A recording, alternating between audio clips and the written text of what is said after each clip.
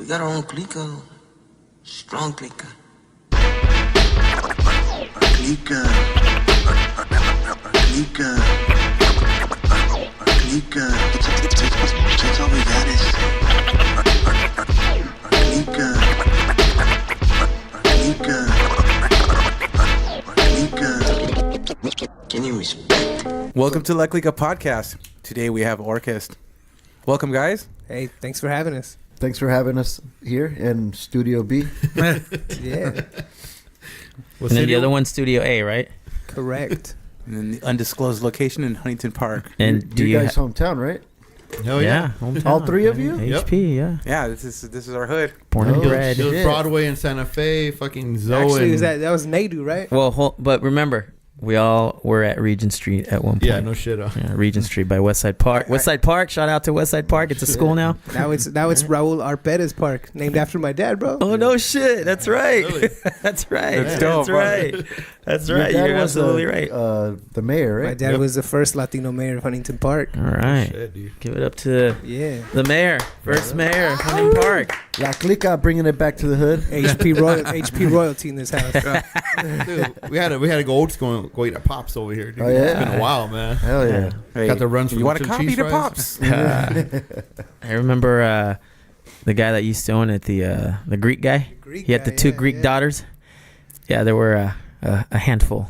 Okay. To say the least. Now that we got you guys on here, I just want to ask if you guys know what the fuck is up with Greek people and owning hamburger stands in Mexican neighborhoods. I don't know. I think it has to do with like how, Asian people own liquor stores in the ghetto. Like, And they it's a make business pizza, dude. opportunity. Like, what the fuck? And donuts and Chinese food, the same spot. And It's like, frozen shout yogurt. out to Moon And boba. for providing the adolescents alcohol throughout these years. Yeah, Moon's Liquors. Moon's Liquor, that's right. That's a No lot ID of them. required. Hey, that one spot right there by Salt Lake Park, Solix, is that what Yeah. it's called? That place That's sold another me. one. That place sold me a 12-pack for $30 when I was like, Allegedly. allegedly, right? It's under new ownership now. Yeah, they actually they got closed down for a while. Yeah. They got busted for that. Yep. So. And then shout out to La Perla Market on Santa Fe next to the American Legion. Remember? On All Santa right. Fe. So let's do introductions. Who do we have here from Orkest? Start with you, Eric. My name's Eric Gonzalez. I play guitars and I scream in Orkest and make samples and stuff like that. I'm Raul.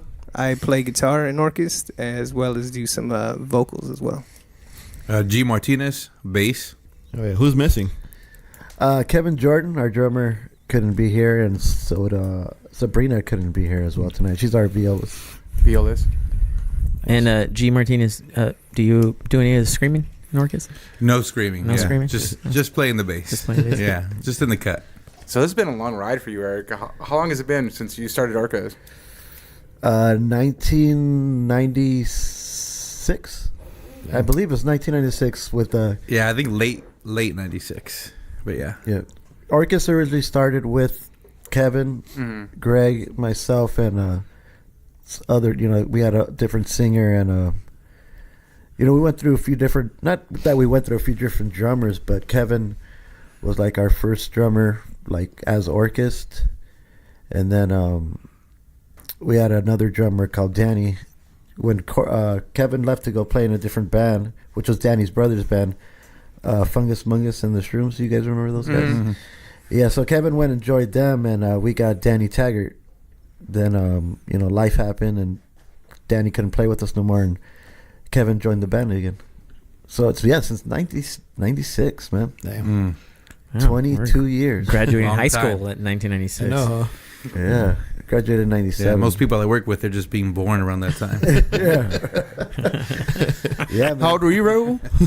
In 1996, I was 12 years old, bro. I was barely learning how to play guitar. Damn, right. dude. I think I got my first acoustic the year before that. So You had your first pubes and your first... I didn't even have that, bro. I was a late bloomer. And now you grow up and you realize you don't need them anymore. Exactly. Now I'm trying to get rid of Manscaped. all this fucking hair. Get off. It's a thing. Me and Eric had played in a band, 2 bands prior to this. Yeah. Yeah. Yeah, the very first band that I started, when I first started playing guitar, it was all guys at Lakewood High School, pretty much. That's how I got introduced to music as well. I you know, I wasn't hanging around with anybody that played music or was in a band or any of that stuff. I was doing other stuff, getting me in trouble. But when I met Kevin, I had sold him a $5 joint, and that we became friends after that. You know, I was providing a service, and I met a lot of musicians. So that's how the whole music thing started for me. And that's how you started playing bass too, with weed and No, developing friendships? no. Greg was surfing. Yeah, I was living a different lifestyle. Fucking surfing. I was living the Caucasian dream, you know? Yeah. That's right. But yeah, when I met Eric, I had actually stopped playing bass. I had played bass in high school, or junior high, I should say. I was a guitar player originally, and wasn't very good at it, you know, just played a lot of rhythm, into a lot of metal music, you know, so was working with a lot of rhythms. And then got into high school, and I hooked up with a buddy, Kevin Greenberg, and he was a drummer. And he was in a 70s band, like 70s funk band. And he's like, hey, come play with us. So he's like, we already have a guitar player. So there was a bass laying down, and it was a fretless bass. You know, the guitar player, which was named Paul at the time, he was like, well, why don't you jam on the bass, and we can just hang out and have some fun. And Yeah, that's not hard at all. no, not at all. So I started learning to play bass on a fretless bass, playing with like this 70s kind of funk band. You know, all like rock and roll covers, some funk, all sorts of different stuff. And that's how I kind of got started playing into bass. And then I stopped, I quit. I was like, you know what? It's not for me. It's not for me. You know, I'm just gonna surf, hang out, have fun. You know, do other things. Really got into girls. You know, and I had a girlfriend at the time. Was like, hey, there's this band, and they're looking for a bass player. And I know you used to play, and you wanted to obviously maybe get back into music. I think you should. And brought me to a rehearsal, and Eric was there, and Micah, and there was obviously a drummer. Was Garrett? Garrett. Yeah, and it was a punk rock band, and you know, we hung out for the session and played with them, and me and Eric really clicked. We had really good conversations and had a lot of fun. So I was like, you know, I'm gonna give us another go. So I got kind of hooked playing with these guys, and me and Eric became really good friends really quickly. And I think that's where, here we are, 22 years later. You know, Still making music together. That's awesome. yeah. When we after friends, you become family. You know, Exactly. And all roads lead to punk. yeah, right. Lead to punk. Everybody learns their instruments playing punk. I guess back in the Linwood scene and HP scene, that's how we learned how to play our instruments. exactly. Punk rock. I mean, because the music was just, you know, it was so influential, you know, growing up, and, you know, being able to play guitar and being able to play 3, 4, 5 chords and being able to sound like that is like a great fucking feeling, man. Yeah. Especially when you got a solid drummer and like when the band's solid and you're having fun, like that energy just takes over, dude. Like it just takes. But yeah, we definitely started off playing punk, and it was, you know, something where it's like got to the point where we started writing our own songs and started listening to Tool more, and it just was like we wanted to be like that, like. It was fun though. Those times, like, and we you know, we were talking about this a minute ago. You know, we would just go to parties and we would bring our guitars, you know, to parties. Like, I mean, what are we doing? Like, we're not even partying. Me and him would lock ourselves in a room and somewhere. Yeah, we'd lock ourselves in a room and we'd have drinks and we'd be smoking and have a great time and just writing songs. And then, you know, next thing we know, it's like there's 10 people, 20 people, 30, 40 people around us as we're, you know, just kind of rehearsing, making up songs. But you were just so in the moment. I think that was like the purest form, is that you didn't care about anything else, you know. You just cared about making music and having fun and creating that feeling, and you know what sounded good. And I pictured yourself obviously in different places playing this music, but it was definitely being in that moment, and that was, I think, the intoxicating part for myself. You know, spending time with Eric and having a lot of fun and conversations. But it was an experiment, you know, purity. How did you guys come up with the name Orkest? Orkest came about from a friend of ours that he was trying out for the band. He was like pretty much our first singer as Orkest. His name was Mike Soto. Is Mike Soto? And somebody he knew talked about that the band, like the music sounded like an orchestra because there were so many parts. And like back then it was like we couldn't write a song unless it had at least 14, 15 parts to the song. Different time signatures, you know. We wanted to push it as much as possible. So this guy was telling them that, you know, that we sounded like a orchestra. Not that we sounded like orchestra, but like the music sounded like it was conducted and pieced together like an orchestral piece. So that's where Orkest came from. It's the German way of saying orchestra. So we just liked the way that sounded, and it fit, you know. Now, who's the primary composer, or is it a contribution by all? I would say Eric. You know, Eric is definitely the primary composer when it comes to like a lot of the riff ideas or main ideas, or he'll have like a big concept of how the song should start, you know, mid and end. And I think throughout the years, right, we've gotten different parts, like, hey, we like this part, or we introduced this part. I think for me, I took more of a role of like arrangement, you know, worked a lot with arrangement or more production side of how it would sound. But Eric definitely would be, I would say, the main source when it comes from what's really happening. You can tell the harder parts or the more aggressive parts are definitely coming from him. And you find with me, Raul, you find more of the melodic parts. You know, we're doing a lot more of the, you know, and I would just say melodic, you know, different feeling. Yeah. I think in the beginning, like that was kind of the struggle, right? Was, you know, finding our places and how we introduced another guitar player into the band and what that was really going to bring and that dynamic. Yeah.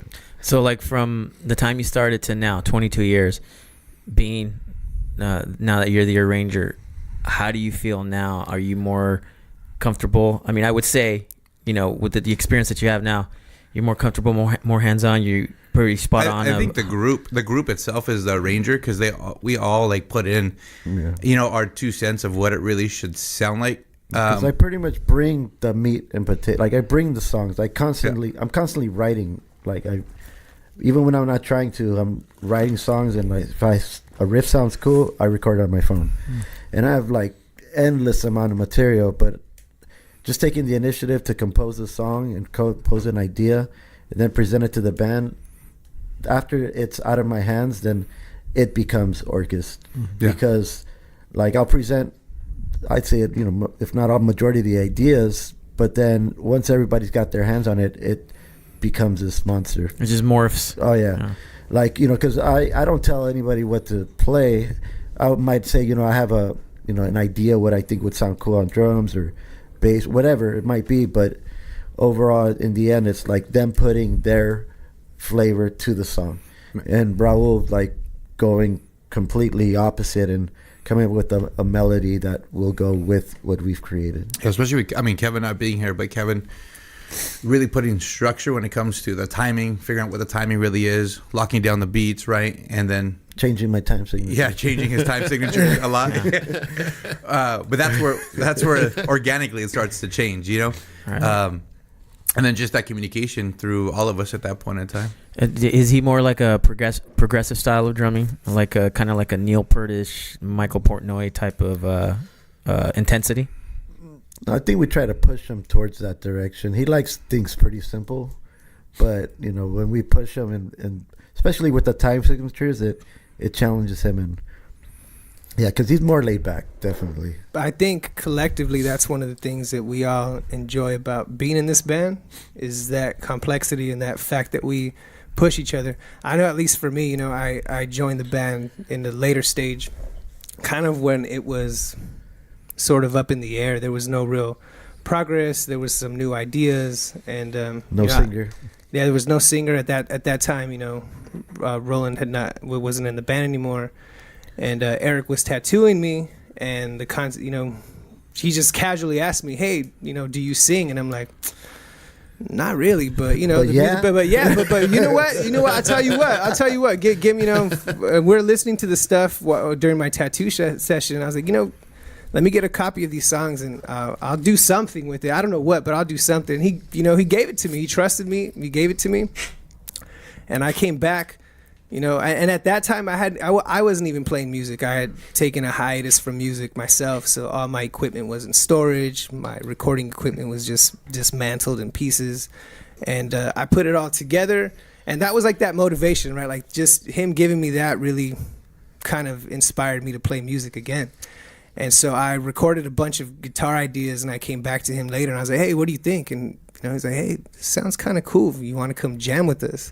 And so for me, that was sort of how I, you know, became involved with the band. And my role was always to say, okay, you know, like, well, where do I fit? What can I do to make this different? What can I do to take this in a completely different direction? And I think that's to this day, I feel like that's my role and what I contribute, right? I take things that he throws at me and try to push myself to new limits on what I could do creatively, as well as, you know, how I play. It's just such a different approach, you know, that Eric would take. So I think it's kind of that balance. And it's I was gonna say, and it's good for the band, you know. Actually, at that time, it was what we needed, because after not having to sing a role and go in a different direction, it was an awkward time for us, a really awkward time. We were sometimes meeting with just me and Kevin at times, just trying to create stuff and write and stuff. What was going on with you at that time? You know, something had happened. My daughter was born. Yeah. And then I got a house, and I just took about a year hiatus off the Life. Yeah. And then being an adult. Adulting. It was crazy. Yeah, you know, I was 25 and 24 at the time. And I'm like, fuck, all right, I'm doing this. I'm getting a house. I'm going to have a kid. I'm going to get domesticated. Well, as much as I allowed myself to be. But, yeah, it was just one of those things where, like, you know, we didn't have a singer, and we had some new songs and stuff, but it was like, if I'm going to do this, I guess, like, you know, I need to do it now. And, yeah, I'm really thankful for that, because, you know, thankful for the band, too, for them even understanding, you know, what my situation was. And it really pushed me, because I wasn't there, like, you know, not being able to jam and play my guitar loud as fuck how I like to. And it really affected me, but I just kept writing, and I knew I had to create somehow. And if it wasn't for that, I don't think I would have got into electronic music and be a computer music production and learning Reason and stuff like that. And when I came back to the band, I mean, I had a whole different outlook and a whole different type of idea of what, like, we can do, like how far we can really push the music. And my time signatures got even crazier with that. But you know, you can't always have part 1011, you know, or 22 or whatever you want to call it. But Kevin, you know, at the time also Kevin went to MI, and that really pushed. With my taking a break and learning a lot of new things, and Kevin, you know, going to school for drums, the quality of music boosted up so high. And obviously it affected everybody around us. Like Greg, you know, really started pushing his bass lines and what he can do, and we just really started thinking out of the box a lot. And a lot of the ideas were a lot harder to develop, because it was like, you know, especially at that time, we were all like, you know, trying to take the wheel in the sense of like, no, it should sound like this, it should sound like that. And fuck, Kevin and Greg used to get into it. Like, they used to fucking get into it. Damn. And Who won? You know, Peter always wins. It would definitely go back and forth a lot. Yeah. So how do you visualize your music? What realm what do you call it? Like when I'm writing a riff or writing music? Writing anything. You know, a lot of stuff affects me visually. Like I'm a big fan of visuals, especially like watching bands play. And, you know, I mean, Tool, man, when I first saw Tool live, it completely changed my life. It fucks you up, doesn't it? Dude, but it in such a good way, though. Yeah. Such a good way. It fucked me up really good. Yeah. A lot of things I have a visual idea with. Like I'll like picture like a band playing, or I picture like visuals going on, and you know, a lot of my ideas, especially back in the day, stem from like experimenting with psychedelics a lot, and then being influenced by bands like Tool, with them being so for, you know, accepting yourself and accepting what's out there, and you know, pushing the envelope, as they would say.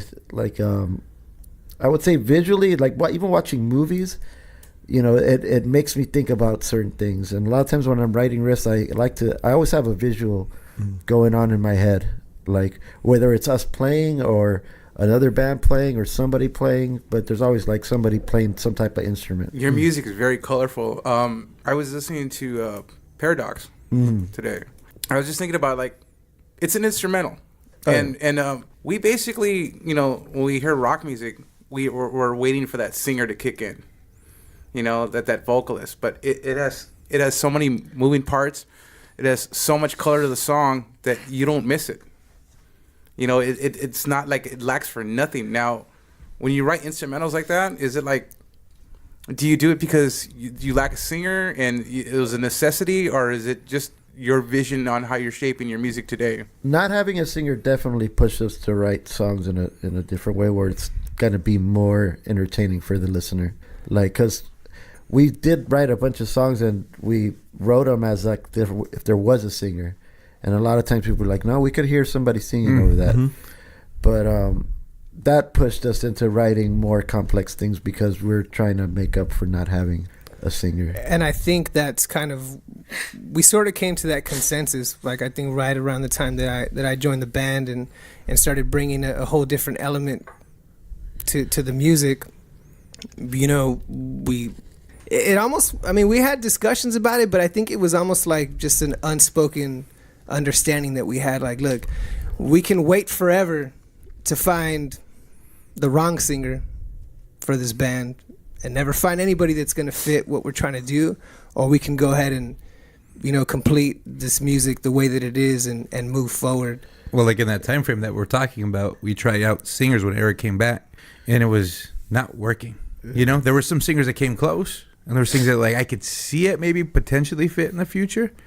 But that, I think that was the frustrating part, was like, after Roland leaving, Roland was family. You know, when you lose a family member, it's kind of hard to replace that person. And that's what, for me, and I can't speak for everyone, but for me, that's what it felt like, is like you had this voice and what he sang about. And when you listen back to like that album Canvas and the words, I'm just like, man, he was writing like a life manual, you know? Sure. And when I listen back, I'm like, it meant so, we were going through so much and shared so much as a team, as a family, as a group. And the way he captivated what he was going through, what we were going, he would ask us questions like, what are you feeling when you wrote this song? What did you see? You know? And I really appreciated that about Roland.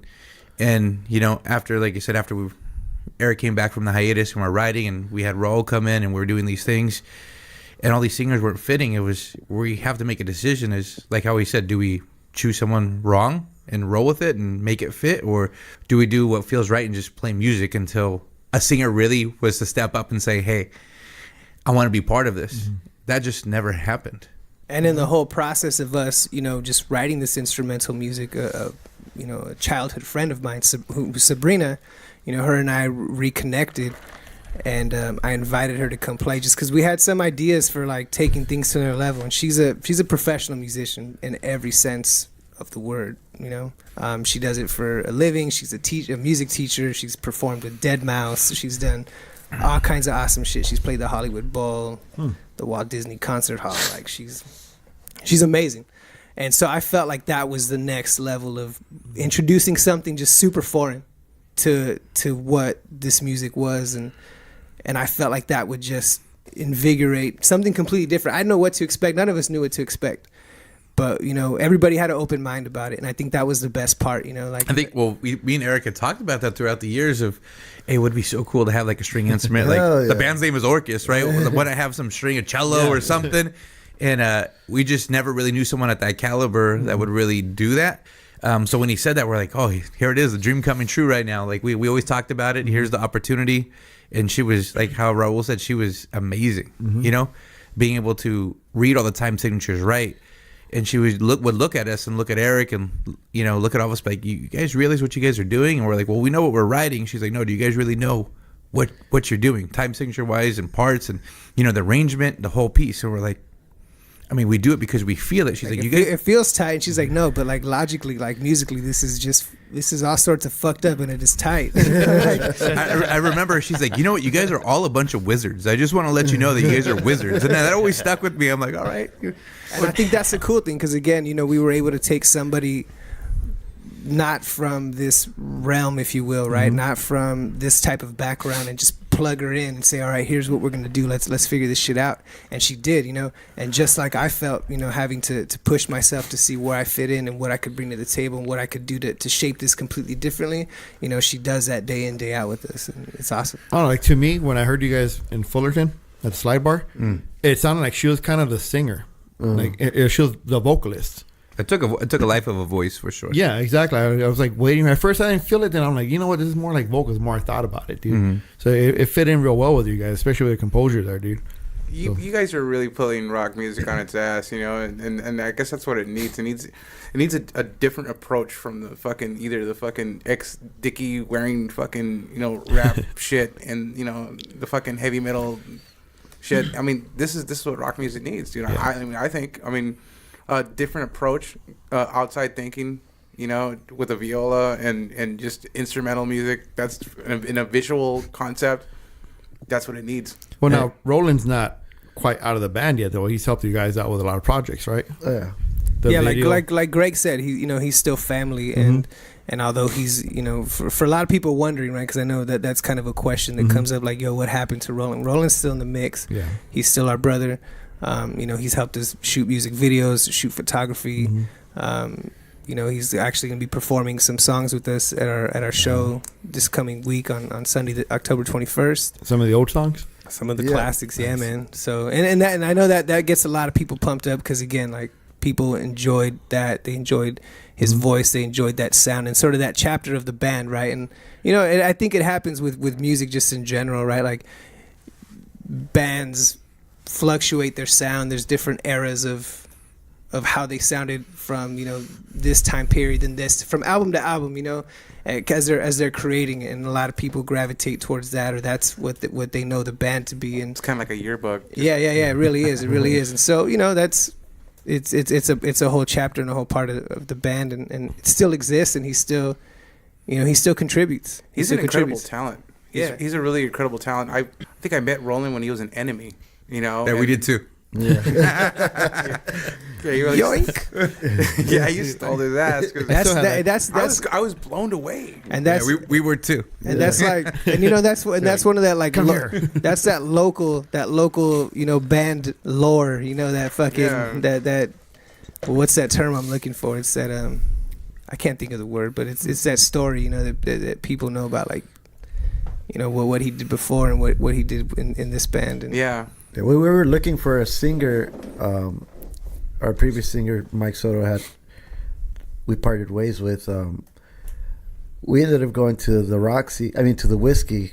My sister knew she's 4 years younger than us, and it's all her friends that were performing at the Whiskey, and it was that band Enemy. Like, her boyfriend at the time played guitar, or I don't know, something in the band. Guitar. So we went, and they started playing, and I was like, looked at Greg. I'm like, what the fuck? Like, He's like, hey, did you just hear that? I'm like, how can you not? Look at that shit. And we're like, we need that fool right Yeah. there. And that we set it in motion that same night. Yeah, I think by Monday he was in the band. Did you guys steal him, or was he playing in both bands? No, he left the other band. That's when Angel joined Enemy a little bit short after that. Yeah. It was just we're taking this shit way back for all you guys. You know, for all you guys listening who know. Or we're now entering the Orkest time machine. Yeah. And are you guys, like, constantly looking for a singer, or does it even matter now? We stopped. No. You guys stopped? Like, if one finds his way to you guys? That would be great, but, you know, ever since we started trying out singers when rolling up the band, there's always going to be that, like, Steve Perry syndrome. you gotta if you're not as good as Roland or better, then it's not gonna cut it. He's your threshold. Yeah, it's like, yeah, and that's why we denied a lot of singers, because it was like, yeah, maybe some might be good at some things, but then they're totally not good at others. And it's like, I don't want to fucking settle for less. Like, And you shouldn't. It's your art. Well, that, and we realized, you know, how much time we spend with each other. We were like, we really got to enjoy being around this person, because you look 22 years later, we're still together. And we worked on those relationships for a long time. We enjoy each other's company. You know, we can all have conversations about anything. And you know, you look at other bands that don't make it, and you see all the drama and the frustrations, and, you know, the lack of communication. And, you know, we don't want that with another singer. We wouldn't want that with a singer, I should say, you know? Or with anybody in the band, really. With anybody involved with what we're doing. And I think even from a logistical standpoint, right, like, it's a mission just coordinating our schedules right now, let alone trying to plug in another person. Like, you got to be worth that shit. You know who you remind me of, G. Martinez? Yes, when sir. you're talking, you remind me of Tom Araya. Oh no shit. Yeah, just the way you talk and the way you do your little mannerisms and how you come across and how just the experience that's coming out when you're speaking. Yeah. I swear I'm listening to Tal Mariah. You need a gray wig. For those who don't know, Joel likes Slayer. He's from Whittier. Like, He's from Whittier, right? From HB. Bell. He's from Bell. But you know what? Like the wisdom that comes out of him. You know what I'm saying? When he's talking about music and stuff, that's what you remind me of. You get old musicians together. They have tons of wisdom. Yeah, Sure. Yeah. And it seems like with how you guys carry yourselves and the talent that you guys have. You guys are how you were describing about your viola player. To attract somebody that's out of their element and have them be blown away and then completely immersed in it. I mean, that says something about you guys, and how it is that what your vision is, So I think that's pretty rad that you guys do that and are able to do that. I was really stoked. She dug it. It was like I didn't think she was gonna like it, or I didn't know what to think really, but she was into it for sure. Perfect fit. So what about you do more than playing guitar. You're a tattoo artist. You're there's artist. a lot of other things. You spin a lot of pots. Now, when you're doing one thing, does that inspire the other thing? It all ties in with each other at some point. I mean, I wouldn't say so much tattooing, but the art and the music, it all coincides. Like like I said, certain things visually they inspire me to write music, and it goes the other way as well. Listening to Orkest while I'm tattooing does like listening to Orkest while I'm doing anything. It always changes the mood. Like there are certain bands that have that effect on me, and I don't really always listen to my own band's music all the time, but when I do, it's just like it's definitely gets my gears turning. It takes me to another place. Like I start thinking about different things, and especially like if I'm painting, it'll take me to a whole different realm. I don't know if it has to do with because we made the music, or it just has that effect on me. It's weird. I feel when I listen to it, I'm not playing it. Like I'm actually listening to it as a listener, and I find that always interesting. It's just different. Do you ever listen to your music and while you're listening to it, you want to change something on it? I think, or add to it. I don't. From the recordings, I luckily I haven't felt that way, except for like the very first CD we recorded. Like that was just, we were young and we were barely experiencing like going to like a professional, quote unquote professional studio, and it was just an experience. And definitely those songs, but like Canvas and Millennia and even this album, I'm like, I like the way it is. I think the person that they're hardest on themselves is Kevin. Kevin always hears back things he's recorded, and he's always wanted to do it differently or better. But I hear that from a lot of drummers. I mean, last time I tattooed Abe, we're listening to a Deftones songs that came out, and it just like happened to come on, and he was like, "Oh man, I hate this drum fill coming up. I should have done this." And I'm like, "Oh my god, you sound like Kevin." Like it's crazy. I think that's just a drummer thing or the something. mentality. Because for me, at least for me, it feels, even if later on I choose to change something, or it's capturing that moment, right? And at that moment, that's what I played, that's what I came up with, that's how I wrote it, that's how I tracked it, and that's how it creates. Like, and I think just sort of being okay with that allows you to move on to the next thing that you're going to create, and that's it. You just keep moving forward. I change my parts. There's small things that I'll adjust, like even on this new album, as I listen back and I'm rehearsing at home, I'm a different person than when we wrote that, or when we did that together. Yeah. And I always find like little nuances or little things to really change as I'm playing them, and I'll bring them here live and I'll just slide them in, see how they work. And do they notice? Sometimes. Sometimes it's like, dude, what are you doing? What are you doing? I'm like, I'm trying this out. This is new. Does Eric give you the eye?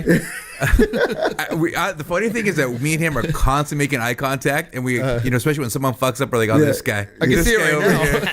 I can see the communication. Honestly, right now. because we've been together for so long, when we look at each other, we know what we're saying with just a look. You know, we feel it or not feeling it. You know, You don't want to get a double wink from him. Who does that remind you of, Chris? Reminds you of us. That's exactly how this fool and I were. We've been writing music since we were kids, just like you guys. yeah. I thought we were the only ones. That's how musical minds work. You spend enough time creating each other. Once you're gonna get a volatile relationship, and two, you're gonna know exactly what the other person's gonna say. Have you caught on to the eyes yet? I think so. I think so, but I think it's kind of my relationship with everybody is a little bit different, right? Like, because I haven't been creating with them as long as they have together. And so my experience is different, but I feel like my relationship with everyone in the band is just very unique to where, I look over at Kevin and he makes one face. I look over at Greg. He makes like I kind of know everybody's faces already. And we have that eye contact already. And like I vibe and link up with everyone in the band. Yeah. Over different things, and we our common grounds are. Are you the youngest one in the band? For sure. I am for sure. Yeah. What year did you join the band? 2008. Wow. You've been with them for a while. Nice. 10 years. Yeah, 10 years. Yeah. Out of I 22. could count to 10. And going back to that whole relationship thing, it's kind of a funny story too, because I started going to the rehearsals and there was no definite like you're in, you're out. It's just kind of like, you want to come jam with us? All right, cool. And so I'd go jam, and each session was cool, and then like, all right, guys, I'm gonna take my stuff. There was a lockout in Long Beach, but I would never leave my stuff at the lockout because it wasn't my studio. I'm leaving. I'm taking my stuff. And then one day, Eric told me, we had a conversation. He's like, and I think it was through text message, right? I don't even think it was in person or over the phone. And he tells me, we've been jamming out together for a while, and you've been coming over to the studio, like. What's going on? Like, are you down or not? Like, are you in? And it was funny because it kind of reminded me of a conversation that I would have with the girl at the time. Like, yo, we've been hooking up, but like, what are we? Like, what are we? What are we? I don't We put understand out this. multiple times. Yeah. this feels great now. This feels great. This is nice. But like, where do we stand? And it was one of those things where it's like, well, I kind of been waiting for you to just like tell me that. But yeah, fuck yeah, I'm down. Like, if I wasn't down, I wouldn't, be driving out here and working on this stuff. And Did you start leaving like guitar picks there? A couple cables. Like cable. right. I left my sweater at the studio, guys. I need to go pick it up. I have to go back. I have to go back. Excuse to come back. So it was, and to me it was a great feeling because I think, we knew each other from the music scene before. We were acquainted. We'd met in 2003, 2004. The band I was in at the time. We did some local music release. It was like a compilation of all the local bands, and I remember that. And The my Allen. band, and then there was like maybe like 8 or 9 different bands on it, and it was like a 15-song compilation. And I was involved even with putting it together, right? So I think Roland coordinated it. So I met Roland first. There was a venue in Southgate called the Allen Theater, Yeah. which I feel changed a lot of people's lives in this. And for me, it was life changing because that's how I met Roland, and I'm now in this band, right? We were doing a lot of shows out there, and he was booking shows, and he knew a lot of the bands. And I had a CD burner, and the burner was a 10-disc CD burner. So you drop one up top, load the rest of them. And I had a printer, so I was just on that DIY for sure. And the printer was like a thermal printer, and you could print a graphic on the disc. So Eric designed all the artwork. I did all the burning. And mind you, this was not coordinated between the two of us, right? This is Roland kind of putting all these pieces together. So I burned all the discs, he did all the artwork, and we had this local band compilation, right? So we were acquainted in the music scene. And I was a fan of the band, right? And I think at one point, even in my head, I was like, yo, that'd be cool if I could jack these fools, right? Like, I want to steal this band. How do I steal this band? And lo and behold, like, fast forward years later, I think I stole these fools, like in a way that I didn't think possible, like The Raul Perez band, formerly known as Orkest. and it didn't. Again, like I was talking to Joe earlier, like there was no plan for how that would happen, but I entertained the thought. I was like, yo, how do I fucking get these fools to play with me? And when it happened, it wasn't when it finally came to fruition, it wasn't even a thought in my mind. Like, I had hung up my shit. Like, I wasn't even playing music. Like, as far as I was concerned at that moment, I was done with music forever. And it came full circle, right? So it's for this band and these individuals who I respected as artists, and as people across the board, like to have them trust me and want me to play with them, I was just like, fuck yeah, like why would I not do this, you know? And it was flattering and it was really motivating. Yeah, that's awesome, man. That's really awesome. Well said. Well, taking it back, when I first saw you guys had something very unique besides the artwork and everything else. You guys had a dancer. How did he get involved? He is just a good friend of mine, a good friend of ours that, you know, we all hung out. We all did shit together. Cooley, right? Yeah, John Cooley. Mm-hmm. And it just happened. I think we were at a rehearsal and he was just like started doing his thing. And that's how it just started. We were like, dude, we should do that shit live. Mm-hmm. And then like, I don't know. We used to do a lot of LSD back in the day. And that's how a lot of the, you know, visuals and like all that stuff came about.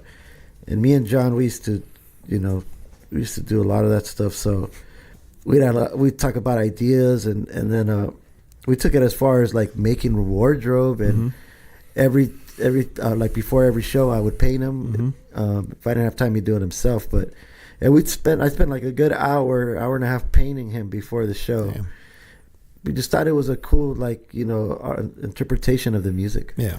Well, it worked. Well, you know, Chris here, he'll do one hell of a rain dance for you. Absolutely. And he'll fucking send out smoke signals. Oh, hell yeah. just weatherize your gear. That's all I'm saying. And I still got a pair of Orkest pants, by the way. Oh, yeah? No, I'm joking.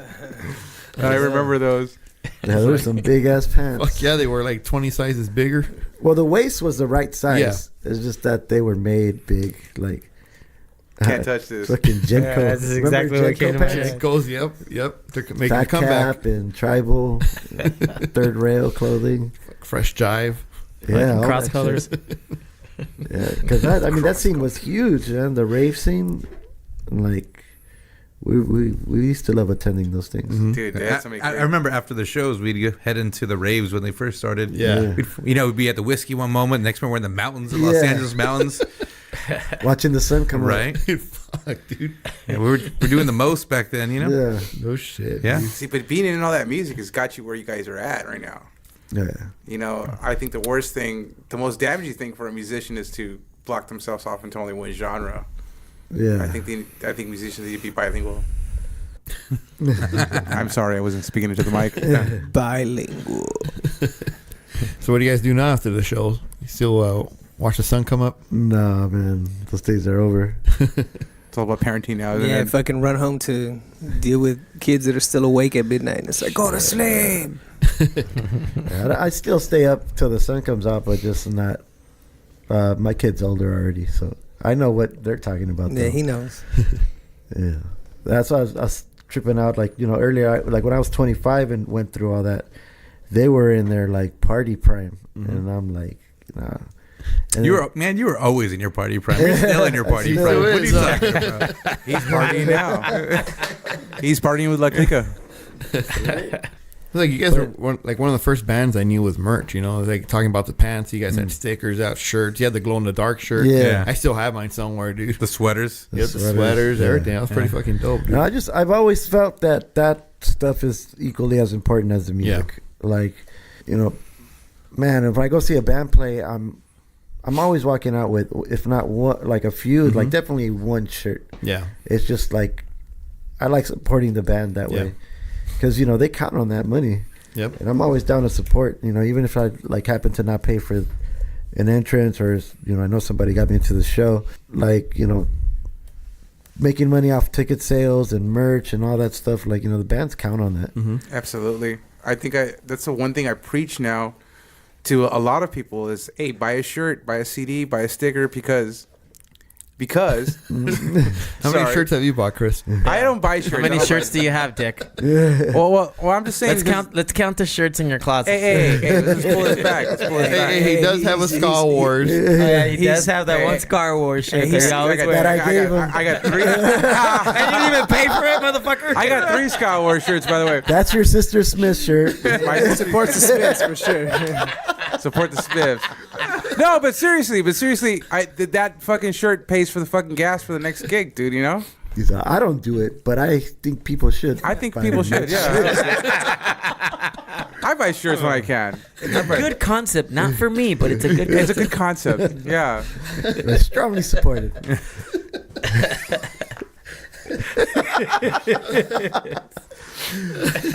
The burn.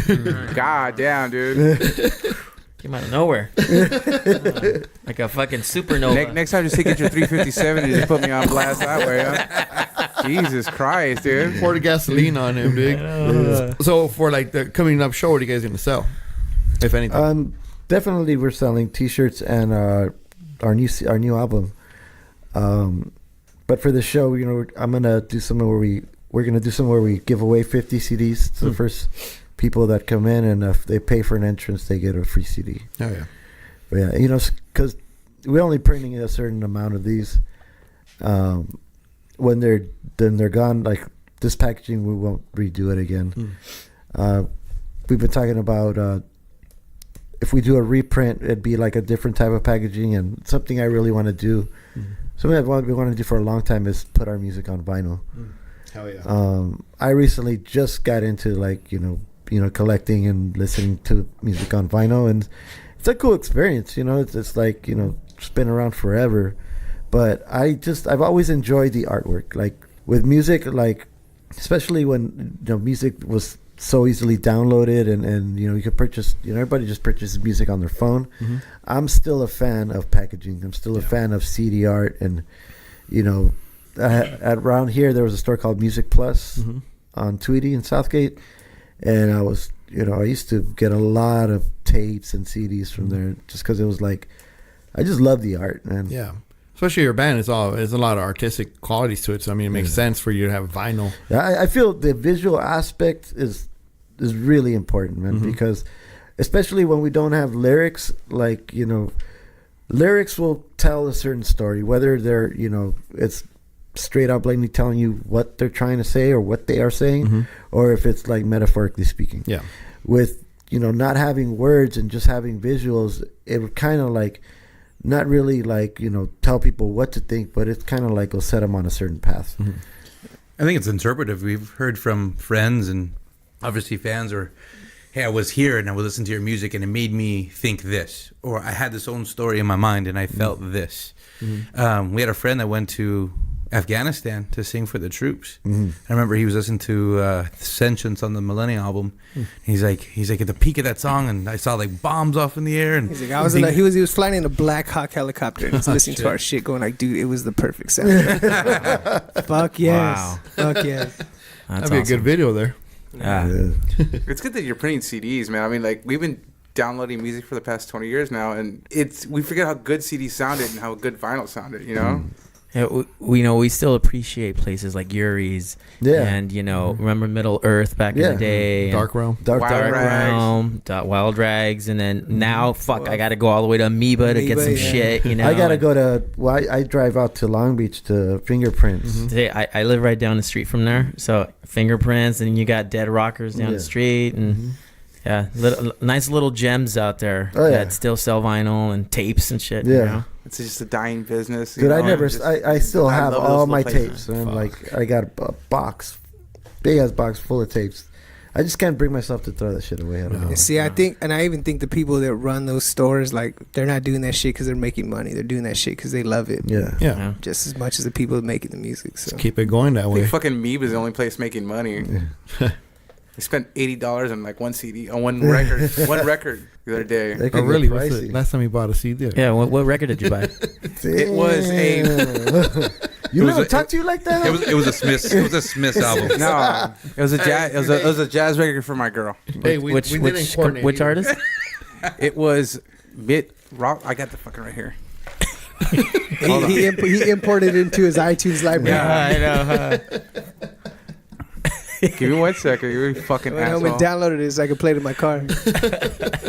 Come on, dude, your time is up, Chris. Hey, that'd be much easier if you had an Hey, Stop fuck. Googling yeah, top don't be jazz. don't be fucking Yo. Wikipediaing. So Just tell us Milt you're Jackson, there you you're go. being untruthful. Just tell us, all right? Just tell us. Hey, Danya, if you're listening, these guys are putting me on him. blast. Text Text me out. So what's really going on, man? It was a What did you do Mill to these Jackson. It guys? was a Mill Jackson album. What'd you do to these guys on your way over I don't here? fucking know. This guy's been targeting me all fucking day. Like I'm not gonna fucking do anything about it. He was dude. waiting for today. He was waiting. He was waiting for today, dude. Right? Yeah, I want to shift gears for a second, since we're talking about like history and where we came from and past bandmates and stuff. Fun fact: Joel, right here sitting next to me on the left, was a drummer for my first band that I played in when I was 13 years old. No shit. This dude is Yeah. fucking wearing braces and shit, and had spiky hair and shirts with lines, and So only the braces That has was the changed. thing. yeah,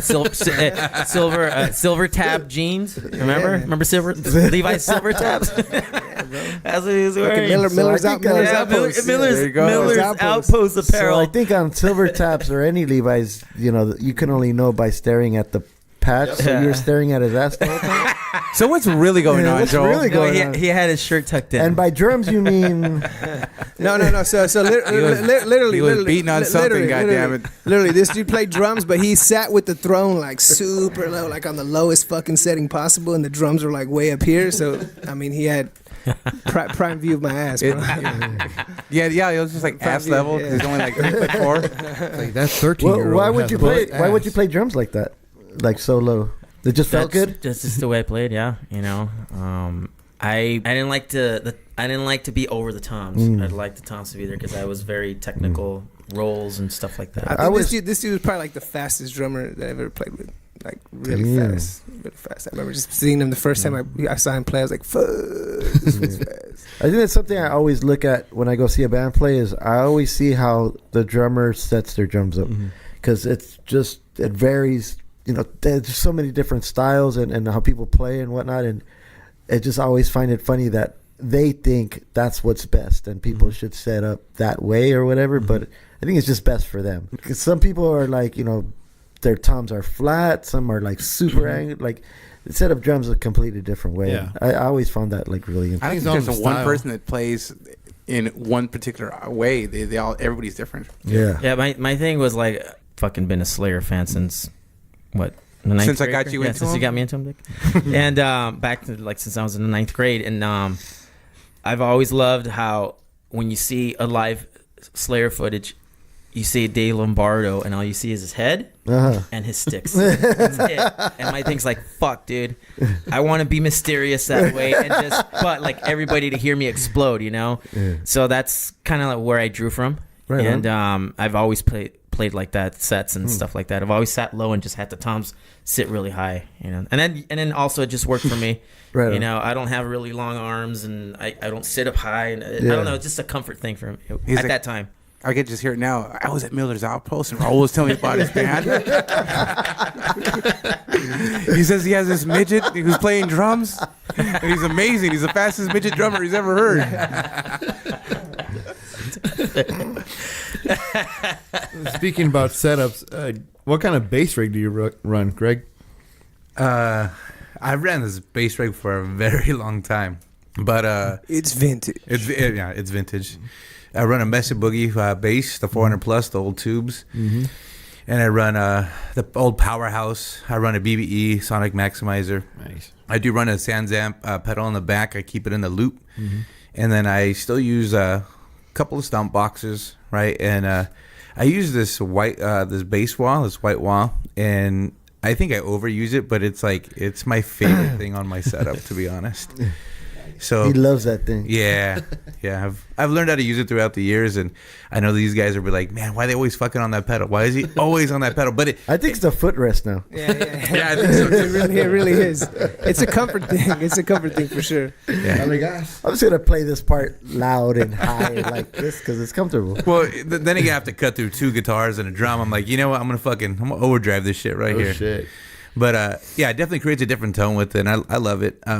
And I've been playing a Fender forever. I have a Fender Jazz bass, an American Edition, and it's just my favorite thing to play. I just picked up another bass, and it definitely has a different sound, a lot more metal, a lot more low ends, but that Fender just all around is like riding a Cadillac. How long So, have you had Defender for? I don't know, like maybe over 18 years, Oh, wow. 15, 18 years, for a while. Damn. I think you actually helped me buy that. I think like 16 years. Yeah. It was before my time. daughter was born, for sure. Yeah. Damn. And what are you running, Eric? I've been playing out of Mesa Boogie amps for a long time as well. I play right now I play a triple rectifier head with Mesa Cab 412s, and I've always played Ibanez guitars. You know, I mainly play 7-string. I just recently got a Schecter 7-string, and it blew my mind. Like, I wasn't a fan before, but I've become a fan of them now. Like, just the quality of the build and the tone. I love it. I think every company has good instruments, but I mainly use Ibanez guitars and then a ridiculous amount of pedals. Do you have a go-to guitar where you pick up to write? Lately, it's been the Schecter guitar. It's always been an Ibanez.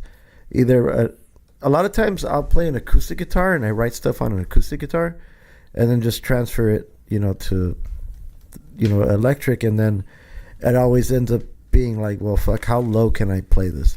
And then, the last couple of years, I've been playing 8-string guitars. So on this last album, there's a whole track of 8-string on like majority of the heavy parts. But it's just still a guitar that I'm just not like feel like I fully can play it. It's a whole nother beast. But yeah, it's always been Ibanez guitars. What are you tuning now? Since we started, we've always tuned down half a step down, and then my top string's always drop tuned. So it's my 7th string's always the same as my 5th string. Does a C? It's a C sharp. C sharp. See, the funny thing is we're both drop D, but my top strings are different than his, and everyone trips out that we tune that way. I'm A sharp. You're what? I'm A sharp for my top string. A sharp? Yeah. Makes sense. Yeah. Instead of buying like water hose size gauge strings to keep up with the low end. Yeah. So we've learned how to obviously work in those keys together.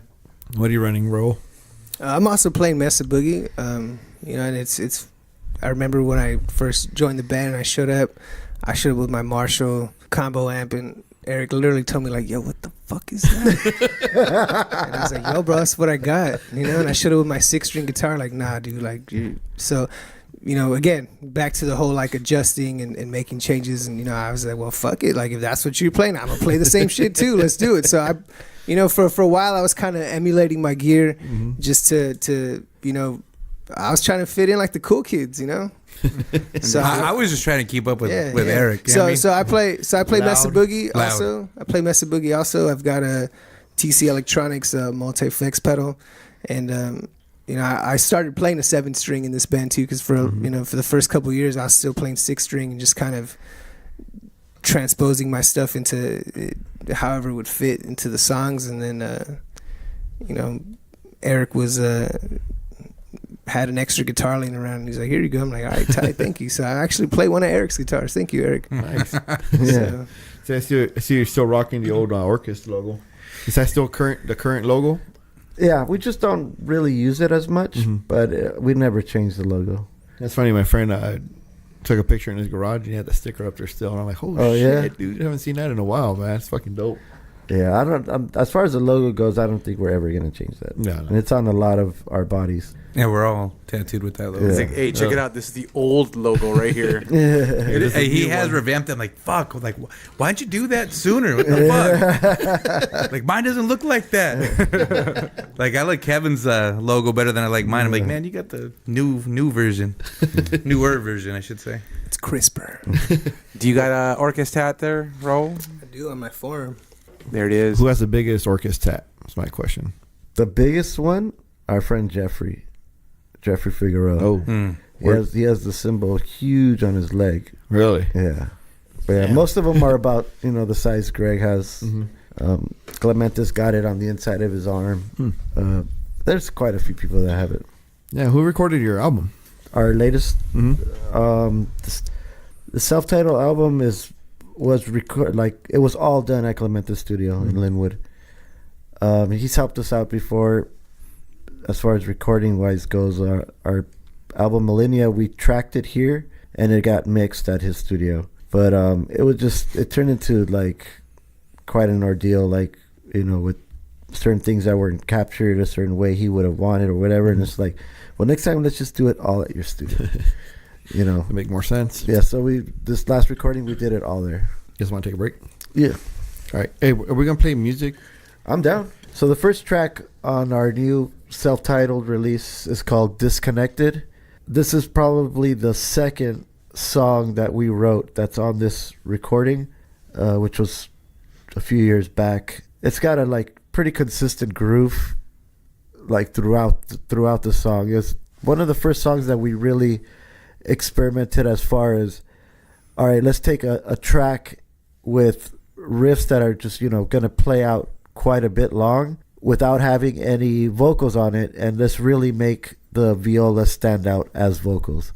So this is one of the first songs that we actually really did that type of approach to when writing new material. So the song's called Disconnected.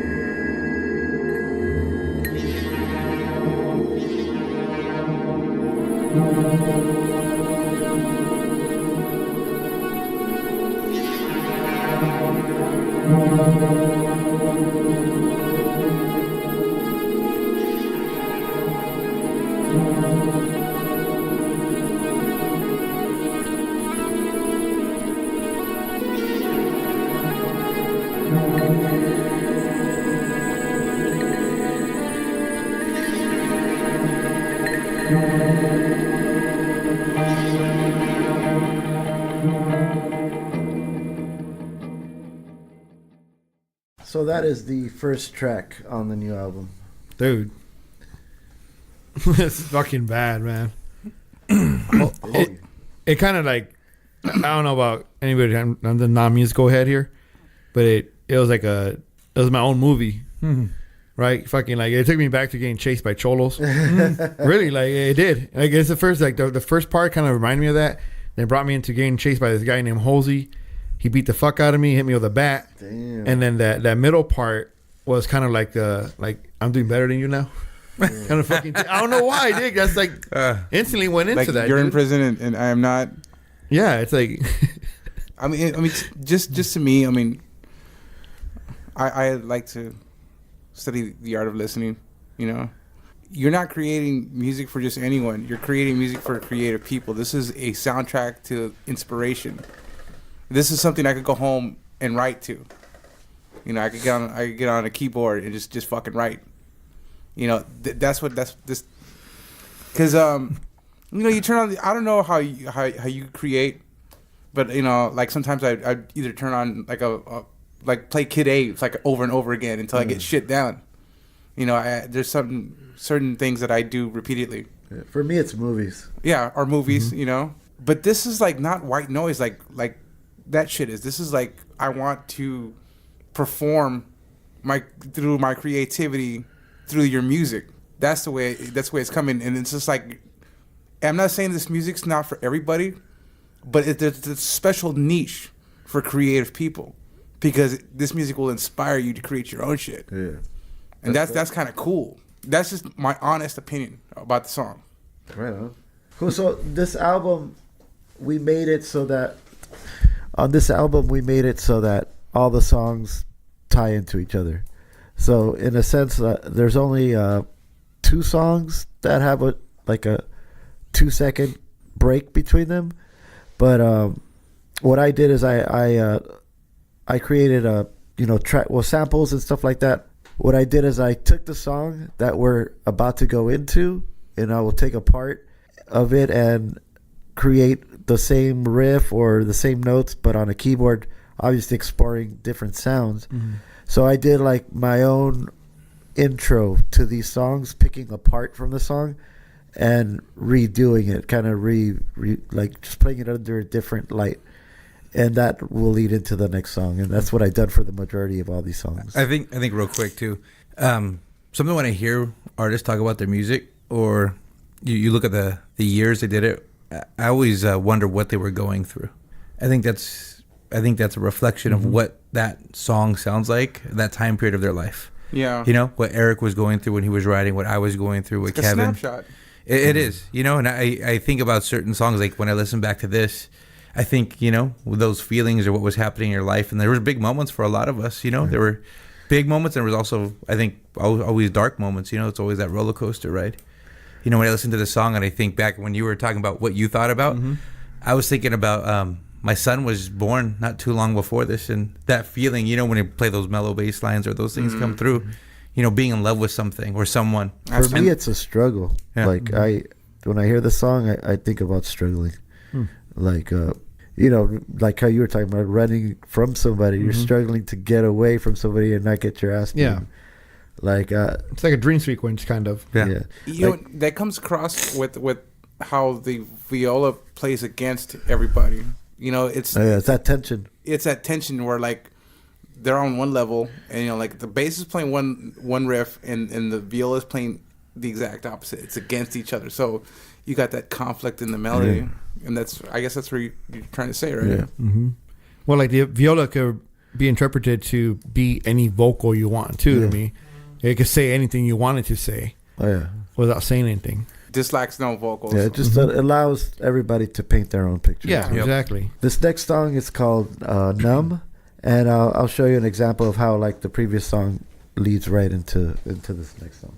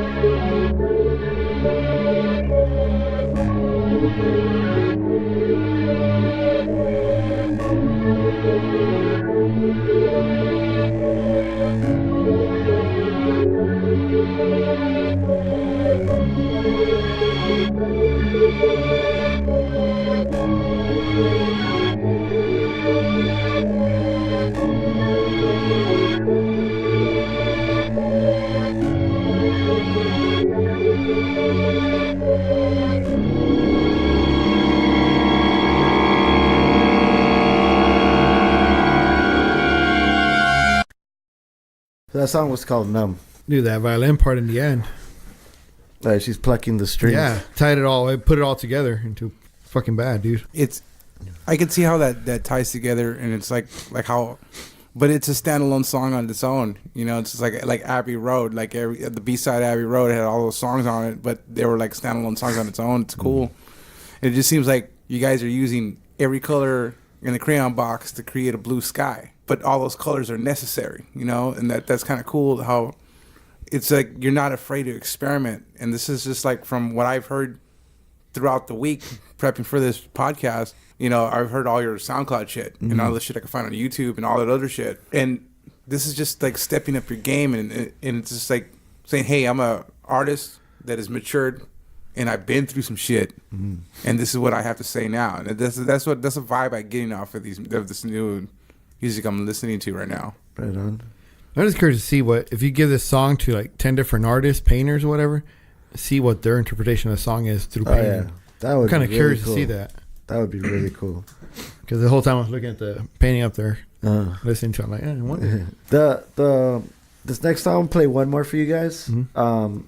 This is definitely a song that I feel like the way you were talking about the music. I feel like that's how I feel about this next song, is that it definitely took the feeling and what we portray in the music.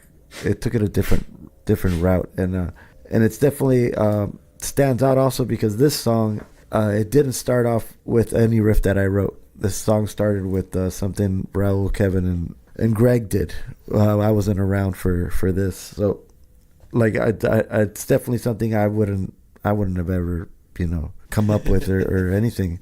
But like you could definitely tell as the song progresses, you could tell like what my influences are on the track or whatever. But it's definitely a track that stands out because it didn't start with me writing it. I feel that way.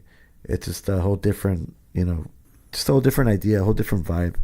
And everybody in the song really enjoys this. Everybody in the band really enjoys this song, and this is the only song on this album that has vocals on it. So this song is called "The Return." Who's the vocalist on the song? It has Raul and Roland singing. It's like a few lines, and then it's just screaming after, and it's myself.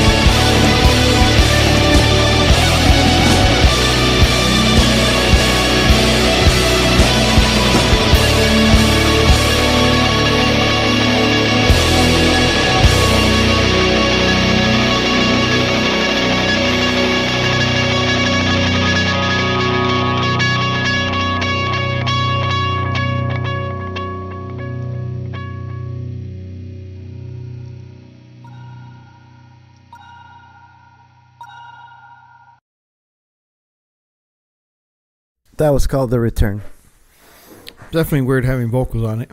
right? No, but it works, dude. It's like it was its own instrument. I Yeah. mean, it didn't even sound like any vocal melody, like a standard one, if that. Yeah. I mean, you did save the best for last. I mean, I really love that song. It's really amazing. It's very intricate. It seems very thought out. It seems very, very well, put together. Now, writing a song like this, I mean, how long does that take? The writing the initial riffs isn't, really what takes long. What takes long is like really exploring the song. I feel like when we write a riff or introduce a new riff to somebody in the band or introduce a song to the band, we'll dissect it. We'll definitely be like, all right, this one part, let's play this on a loop. And we'll play it for a long ass time. Everybody comes up with different versions of, different ways to playing it. And, if something really stands out, I will be like, that sounds dope. Oh, you should try something along those lines, or, something like that. Some type of encouragement or for like to go in a certain direction. I think even for this album, it was almost written separately. Oh yeah. Eric had a lot of the tracks or a lot of the music, and the guitars and drums were done for majority of it. Before anybody put their stuff to it. I was actually writing most of this in my house when I had the files, like what to really do. We were on a hiatus for whatever would happen. There's something that happened where we were on a break. Yeah. And these were sent out to us, and we were writing parts separately, and we came back together, and it's like, okay, these are all the concepts and these are all ideas we have. What's working, what's not. Yeah. And let's kind of go through it. So some of my bass lines were written, on the fly and then brought to obviously the band. And same with I think Raul's parts as well. Well, Raul's parts and Sabrina's parts, for both of them, I did pre-production with them in the studio, whereas like the bass, drums, and my guitar were done, and I would go in the studio with Raul and Sabrina. Well, first with Raul, and then I would literally sit there and play it, and while he jammed on it.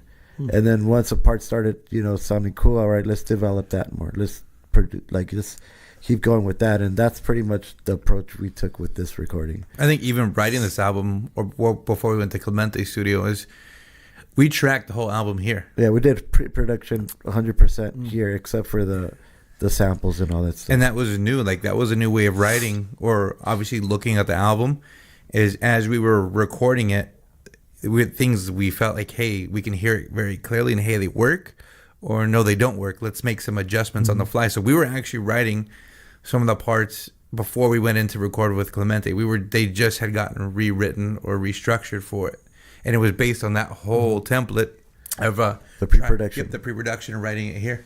Is that a new way of writing for you guys? It was. It was very I love that it took longer. It took a lot of time, but it wasn't something that we were wasting time in here, jamming on it and hoping, something sounds cool or something doesn't. It was more like, okay, these are the songs, this is the structure, let's address it this way. And I felt like it was very productive. I enjoyed out of all the albums we rewrote, it was, like I said, a new process, different process, but I enjoyed it. I thought we got to understand each other's parts on a more intimate or different level. We could hear things, and we were able to input as we were doing, give our input or say, or, restructure, like I said, and make an alteration based on what we thought or what we felt together. So how do you know a song is done? After all these elements are put into place, how do you know, okay, that's it? That's a good question. As far as like the songs being done with us in the band, it was more about just, okay, he's going to write his part, and once he's done, then that's it. Okay. But after the songs were done, like, I honestly, I wanted to layer keys and more stuff on it, but it just was like, I started doing it, and then it was just like, at times it just felt like it was just too much. It was just like, sounded better without any of this stuff. Yeah, you want to do too much. Even with the album before, when we did Millennium, it was like reworked after reworked after reworked. There was points where I think we had just agreed, like, hey, we need to leave this Yeah. alone, right? Otherwise, we're gonna keep working on it until Never gonna be finished. Yeah. So I know with that album, there was a lot of like, we need to step back and just say this is gonna live its life just like this. Yeah. You guys revisit those songs still, or No, we don't. just left it as is? Yeah. Yeah. Cool, man. And the show coming up, who's Dave Parley? Yeah, he's opening for you guys. Yeah, Or how's that gonna work out? Yeah, he's performing right before us. Oh, fucking dope, dude. Dave is part of a band called Prayers. Yep. They're out of San Diego. Dave Parley's from Tijuana. Really? Yeah. Oh shit. It's really cool, dude. Both of those guys are really fucking cool. Easy to get along with, easy to talk to. And I really like what they stand for. Like, I really like that they're into culture and our roots and stuff like that. They grew on me, dude. We saw him open up for A Perfect Circle. Oh, right on. And dude, at first I'm like, what the hell is this crap? And then started listening to it like, all right. Yeah. I like this shit, dude. It fucking grew on me. Yeah, And it's synth, goth, 80s wave driven, you know. Cause they're what, Cholo Goth? I think Yeah, they call it Cholo Goth. It's fucking, dude. It grew on me. I'm actually listening to it every once in a while. Yeah. Like, all right, dude, let me go back to that shit, dude. Yeah, Dave's a really cool dude. Clemente, you know, who's like a ghost member of the band, pretty much. Like, you know, he helps us out a lot, man. Like, from, you know, helping us with shows to the recording to, you know, just encouraging us to keep going. And, you know, we didn't really think about, you know, playing with Roland until like one fucking, just out of nowhere, get this text from Clemente. He's like, dude, you guys are fucking up. And I'm like, what I do now? Like, you know, he likes throwing reality checks at me every once in a while. And he's like, dude, you guys are fucking up. You guys aren't playing with Roland. Like, what's going to take for you guys to play with Roland again? And he was on a little mission for a while, like, you know. And we ended up, you know, being like, all right, dude, let's, you know, perform with Roland. Yeah. Like, see what happens. And, you know, it's I'm grateful for it. I'm grateful for him. He's a big help. Oh, yeah. Huge help. The other day, well, you know, we're like we mentioned this coming show this Sunday at our album release. Roland will be performing some songs with us, and we had our first rehearsal not too long ago, where these songs, Kevin, myself, and Greg, we haven't played them in more than 14 years, and he just came in and we played the fucking songs. He was on the vocals, and it felt like it was 2003 all over again. Yeah, it was. The pants got a little baggier. It was a great feeling. Like, where's that draft coming from? My ears are ringing for 5 days. Oh shit, dude. Yeah, well, the PA speakers are right by his ears. Yeah. We practiced on a Thursday, got my hearing back on Monday. Fuck, I remember your lockout in Vernon, dude. After leaving there, fucking couldn't hear for several days, dude. Yeah. Even with earplugs on, man. Right? That was some loud shit, dude. Yeah, I love that. I love it though. What's stopping Roland from coming back to the band? He's got a lot going on. You know what I mean? And it's just like we're. I think we really enjoy the process and you know everything that comes with writing instrumental music.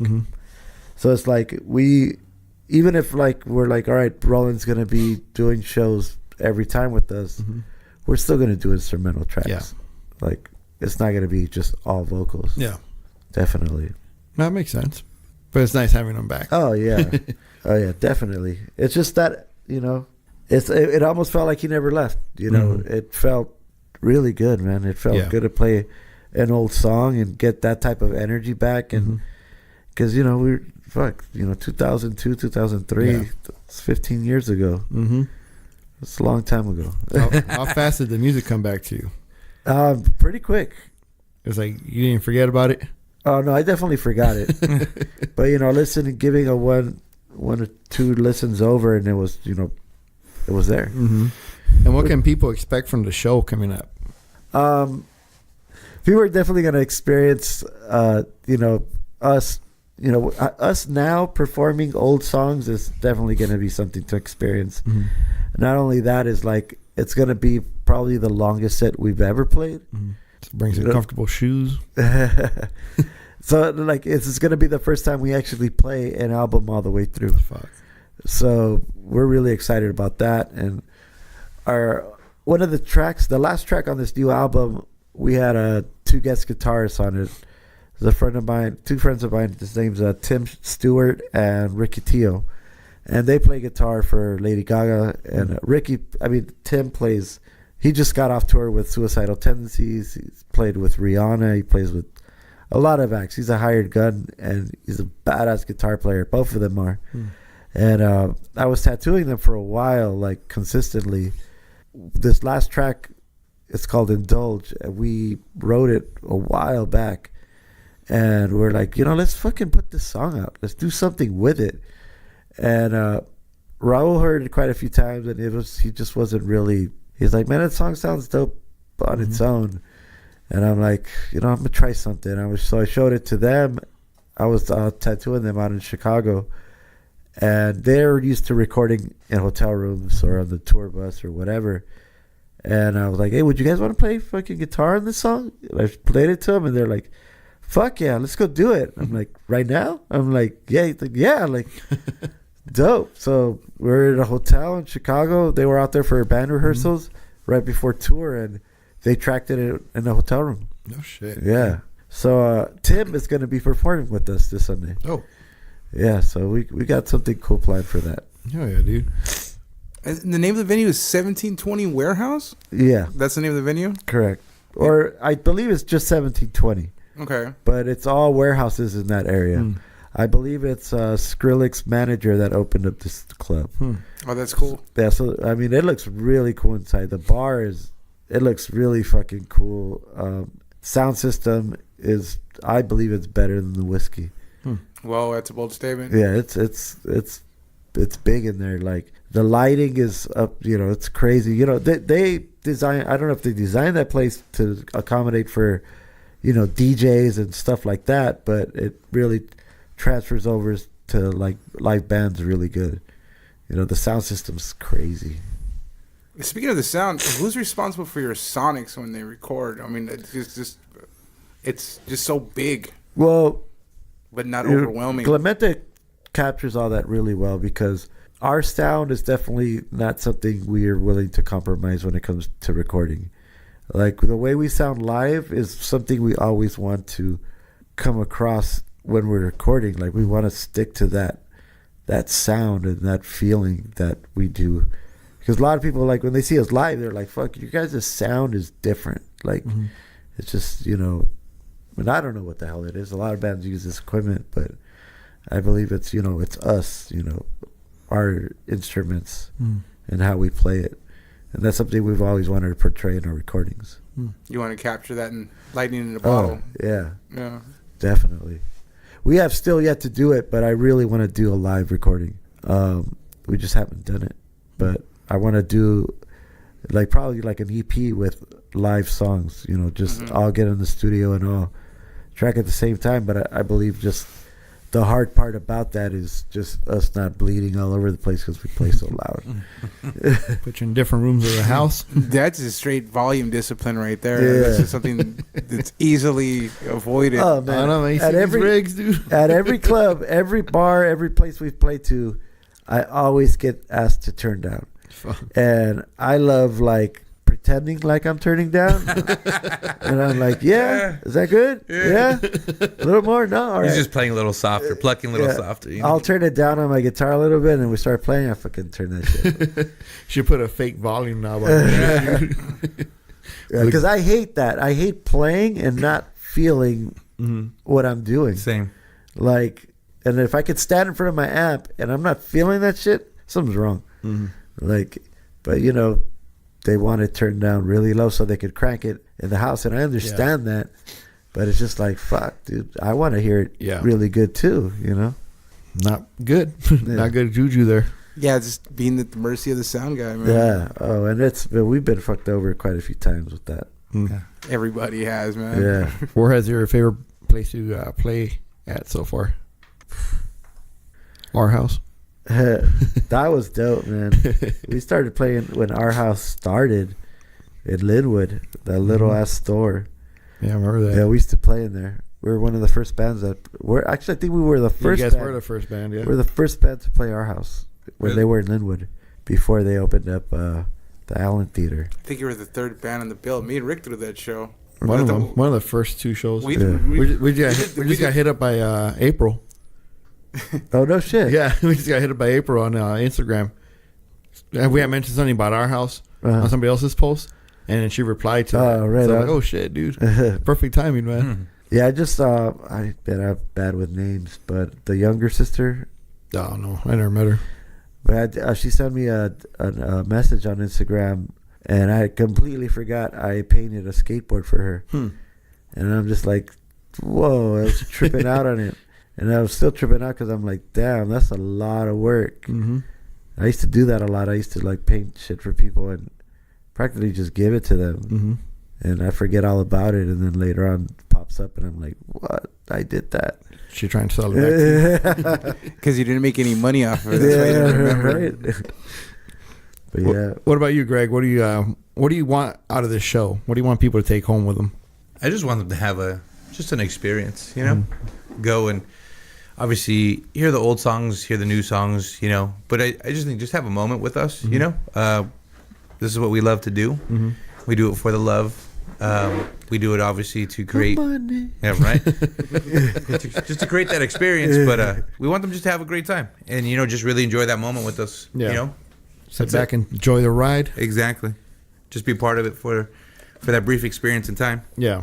I really want to thank you guys for doing this. We've been friends for a long time, and it's something I know we talked about doing for a while back when I first got to experience it with Omar. Yeah. And that wildness that would just drift off to who knows where. Dude, we went from fucking laughing, fucking busting everybody's balls to like beatboxing. being real serious. Yeah, beatbox. That's right. We're all real serious afterwards. Omar. Yeah. So, yeah. But no, thank you guys very much for taking the time to do this. Anytime, and hopefully man. we do it again. Oh, yeah, dude. Absolutely. Looking forward to the show and everything else you guys come out with. Dope. We'll be definitely there in full force supporting. So why don't you tell us where the address is? What's the address of this place? Do you know? Or It's the place is called 1720 Warehouse, and the address is 1720 East 14th Street in Los Angeles. damn, that's actually pretty good. It's right by Alameda and the 10 freeway. So if you're familiar with Spearmint Rhino, it's not there. It's on the other side of the freeway, but in that area. All right. Thanks, guys, for being on here, man. We really Awesome. appreciate you. Thank you, guys. Looking Thank forward you. to it. La What's the Clika name? podcast is the shit. Hell Can't yeah. wait to be on here again. All right. We're out. That's a verbal contract. You're committed. Later. See you guys. Late.